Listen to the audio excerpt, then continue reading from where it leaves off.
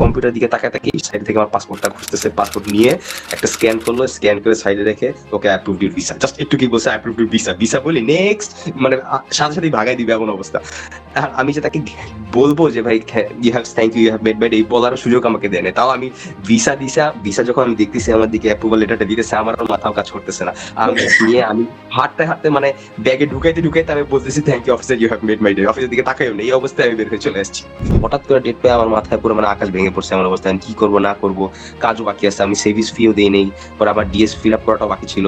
পরে আমি মনে করি পুরো তাড়াহুড়ো লেগে গেছি, এই 17 তারিখ তো গেল, 18 তারিখ ডিএস পূরণ করলাম, সবকিছু করলাম, পরে 17 তারপরে দিন সেভিস দিলাম, সেভিস দিয়ে আমার এখন হাতে টাইমই নেই যে আমি প্রিপারেশন নিবো। অথচ আমার মানে এম্বাসির কোশ্চেন সম্পর্কে কোনো আইডিয়াই ছিল না যে আমি কি করবো না করবো। আর লাস্টের দিকে পূর্বা ম্যাম ছিল, পূর্বা ম্যামের কাছে 2টা মক দিছি, মক দিয়ে মোটামুটি আমার যে ভুল, যেরকম ফার্স্ট টাইম ভুল প্র্যাকটিস করতেছিলাম, এই ভুল প্র্যাকটিসটা যে সংশোধন হইতেছে এটাও আলহামদুলিল্লাহ অনেক।